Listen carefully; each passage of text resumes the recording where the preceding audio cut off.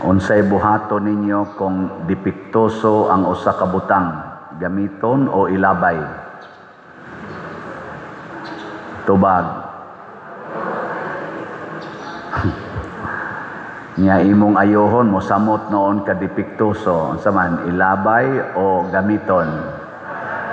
Ilabay. Unsay buhaton nimo sa tawo nga dipiktoso? Ilabay o higugmaon? Mao na naron.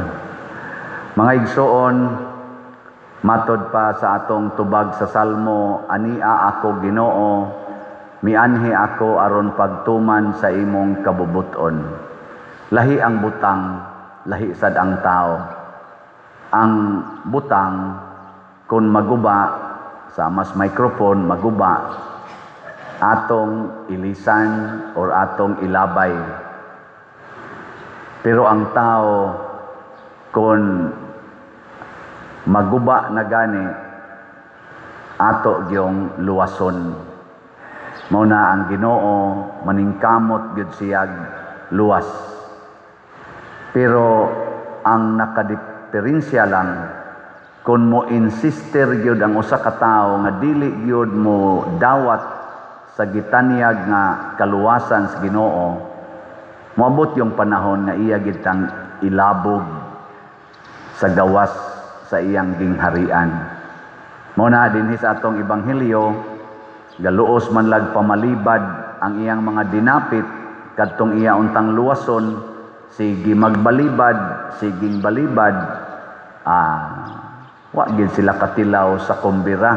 Nya do na sa inisod sa kumbira, wa sad motuman sa gitawag natog patakaran, unsay isulob, gilabay gihapon ngadto sa gawas. Diha na ra ba unta to siya sa sulod, pero wa gyapon motuman. So ang importante di ay sa Ginoo, mga igsoon, kanang motuman ta sa iyang kabubuton. Mo na nga atong salmo nag-ingon, mianhi ako Ginoo aron pagtuman sa imong kabubuton.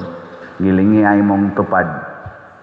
Ang di mo lingi, ilabog sa gawas. Ingna wa jud ka magsupak-supak sa Ginoo. Ingna ko no, ingna wa jud ka kasupak-supak.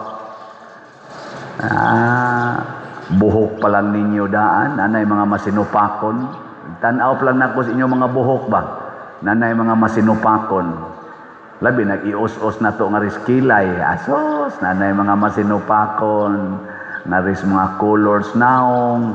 Kana sa makita pa lang na, ang wa na to makita na idaghang pagsupak-supak sa wa na to makita. Labi na gyud sa atong binuhatan nya dinhis kalibutan, unsa man gyud magtudlo nato pagsupak sa Ginoo, kinig yung kwarta.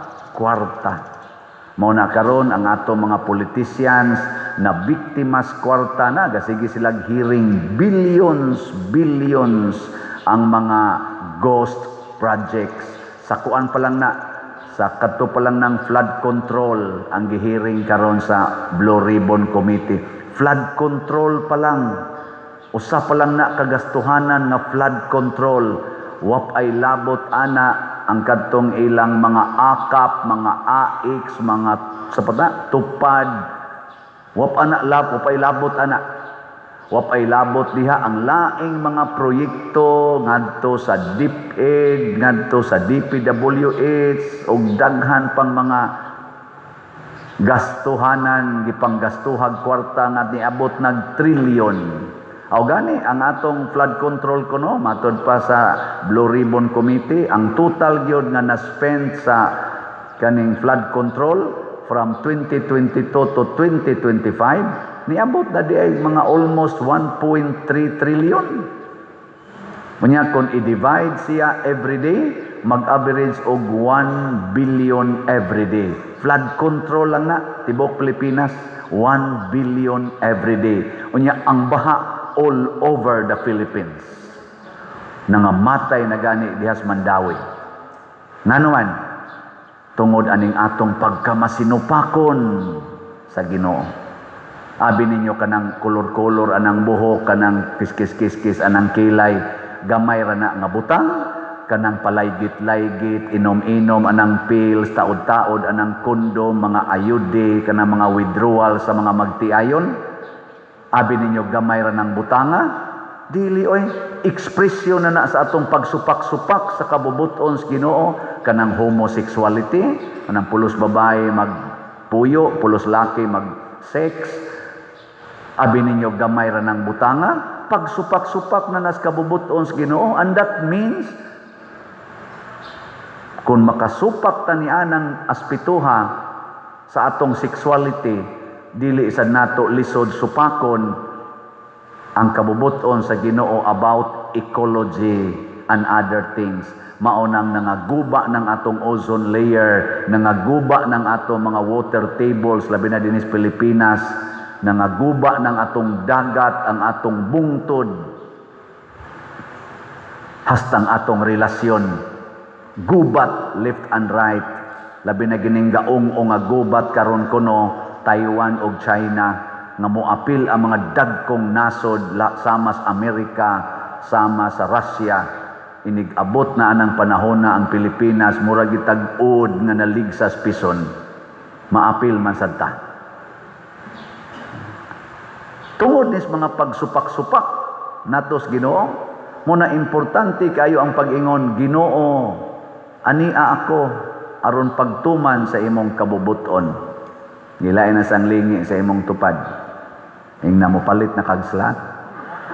Pangutan Ing na di ka mo uli ron, palit yung kagslat. Kaya kabubuton sa Ginoo unsa man, ihatag ang tanan. Ihatag ang tanan. Kay kanang kwarta lagi, mauna ro'y nagtudlo na to pagsupak-supak. Ug wa kay kwarta, di ka kapakolor sa imong buhok, di na ka makapangiskis imong kilay. Dili na ka maka-abortion, dili na ka maka-homosexuality, basta wa kay kwarta. Magpuyo kag tinarong, di ka makapangabit, di ka maka-premarital sex. Aw nay uban hinoon. Pero ug wa kay kwarta, malimit yun nimo ang imong mga sala. Kay matod palagi, ang gugmas kwarta mao ginay tuburan sa tanang yawa or the root of all evils. Muna diri ang usa ka hari nga ginganlag hipti sa unang pagbasa ni Saad siya sa Ginoo, Ginoo, maningkamot ko pagluwas sa imong piniling katawhan ng Israel, makigubat mi aning among lig-on kaayong mga kaaway. Kung mudaog gani mi ani, kay murag imposible man gyud mudaog mi. Kung mudaog mi Lord sa imong panabang, ang unang tao nga mosugat nako inig uli, akong ihawon ug akong ihalad nimo. Pastilan karon pag uli niya porting dauga nila 20 guto ka nasod ang ilang gipildi. Pag uli ro niya ang iya mangyong bugtong anak nga dalaga ang nisugat, nagsayaw-sayaw pa, nagkanta. Unsa man? Gituman niya iyang saan nga iyang ihawon ang iyang anak. Naminaw mo sa unang pagbasa? Uy. Gituman wa kusga. Mao na unsa may itong buhaton, mubalik gid ta sa Ginoo. Bahalag sakit, bahalag mga matay, musunod gid ta sa Ginoo. Mao na pag ang dalagang anak ni Hipti niingon sad siya pa, ayaw lag kaguol kay ni Saad man kas Ginoo nya ako may murag bayad sa iyang paghatag nimo kadaugan. Mudawat rasad ko ana bisag sakit kaayo. Tagailang ko duha ka buwan nga magsubo, mag-morning sa akong kinabuhi nga dalaga.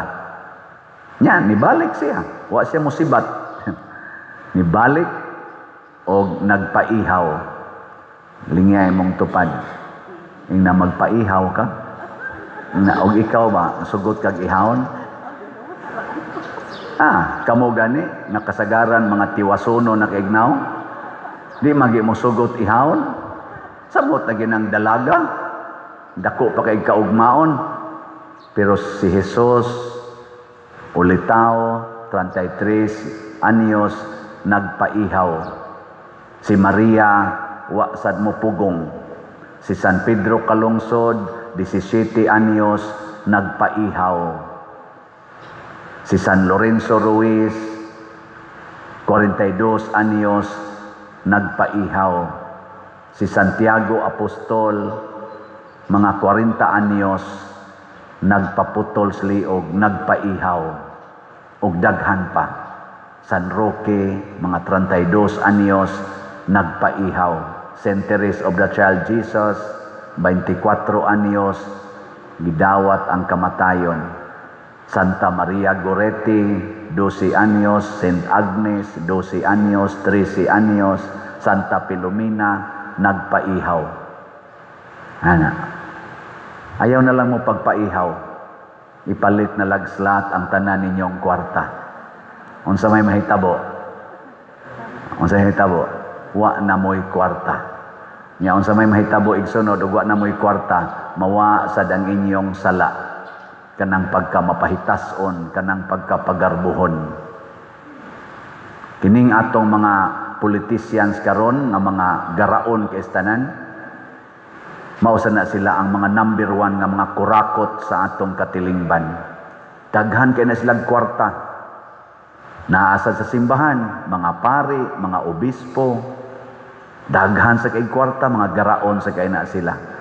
Mailhan nimo ang kani mga taong way kwarta o wa mahigugmas kwarta kay mga mapaubsanon.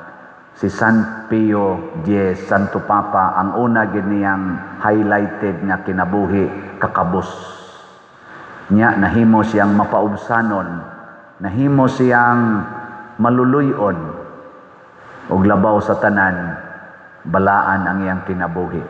Ngano man, wa may kwarta. Dinhi sa ato, nagsigitag baligyag slots, millions ang atong gitarget. Apan maningkamot ko nga wa gyud mosuod ana sa akong bulsa kung dili idapat na nato sa ato mga proyekto. Ang nag-una ron natong project mao ang gahimo tag budiga para mabutangan sa ato mga pwedeng i-recycle nga mga butang o mga gamit kay wa tay budiga dinhing tarong. Ikaduha, atong butangan ang atong sud sa simbahan og dako nga mga electric fans kanang heli fan.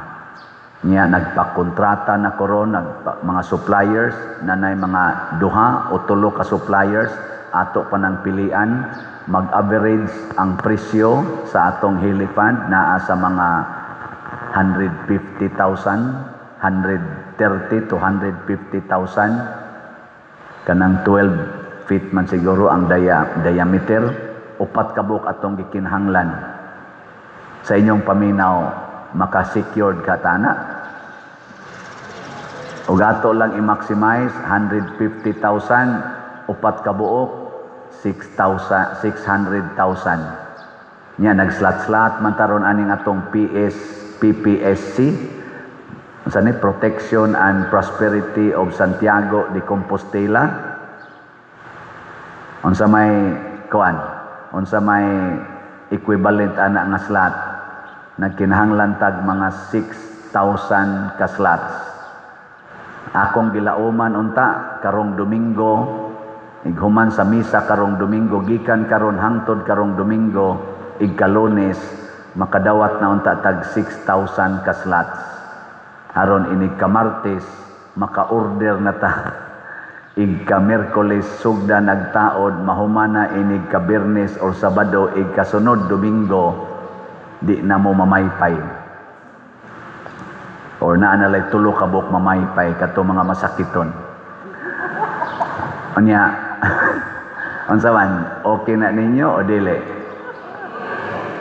Kamong mga online parishioners, og mo okay mo ana, sugdi nagpalit og slot karon. Kining atong slots, ako lamon taga-update aron malingaw ta. Ang usa na to ka slot katong nag-una 700,000 ka slots katong grace or God's reward and complete elation para ni pagtiwas og bayad atong kumbintong atong gitukod didto sa San Vicente Ferrer Parish, Liloan. Ang atong halin niabot na og 41,260 ka slots, 658,740 na lang ka slots ang nahibilin tag 100 pesos per slot. Nya do na ni 70 slots challenge na tag 7,000, 141 na ka 70 slot challenge ang atong nadawat. Nya ang ato dinhing Protection and Prosperity of Santiago de Compostela or PPSC, 100,000 atong gibaligya nga slots. Ang halin 3,658 na ka slots, naapay 96,342 ka slots ang available. So kung moabot nig mga 9,000 inig ka Lunes or 10,000 ka slots ang halin, awa na, secured ang ato dinhing Hili Fund. Sa inyong paminaw, kaabot ka tag 10,000 inig ka Lunes atong halin. Why siguro. Nya do na ni siya 162 slot challenge tag 16,200. Abi na kog wa gi mo palit, nanay duha nga ni palit. Pakpaka na to ang namalit na tog slots. Mo na makaingon ko nindot gyud. Nya sa tinud-anay naanay misaad nga siya'y moangkon sa Osaka Hili Fund. Nya karong buntag na nasa ni text nako, Pader, usa sad ako. So duha na lang ka Hili Fund ang kuwang. Sultihi lang niya ko, Pader, og pila gyud presyo. So duha na lang, og napagi mo angkon ani, aog makuha na. Di ba? So duha na lang ka Hili Funds ang kuwang. Basta mo average na siya 130 to 150,000. I-finalize pa nako nining mga suppliers o kinsa gyud the best nako nga kuhaon. Ning propose raman sila. Ana. So duha na ang nisaad. Usa na like duha na like kuwang. Basin pa aning grupuha karon na sa mingon, Pader, usa sad ako. Pwede na ka mamatay. Ngano man di ay. Pero tumana inyong saad ha. Kinahanglan pariha mo ni Hipti, pariha mo sa anak ni Hipti nga mo saad ganit tumanon gyud. Basig gihimo mo ang saad aron lang pakyason. So kining duha nga ni saad din agi ni sila kabaliban. Ako na gini silang paninglan. Di nila mo tuman, patay gini sila. So duha na lang ka Hili Funds. Kamong uban diha. Kada tuyok anang Hili Fund, kamong mo angkon. Kada tuyok ana maghatag og grasya sa inyong kinabuhi hangtod pa sa inyong kaliwatan. Kada tuyok nya iphap kapila mo tuyok ang Hili Fund. Mausan na ang gidaghanon sa grasya nga inyong madawat. Na siya. Kay ang Ginoo na gani mo imuhatag og grasya, grabe gina 100-fold, infinite. Munang moingon ko, confident kong moingon, kada tuyok sa Hili Fund nga imong gidonate, mausan na ang grasyang ipabaha sa Ginoo nganha sa inyong kinabuhi o sa imong kaliwat. Sobra pa ana.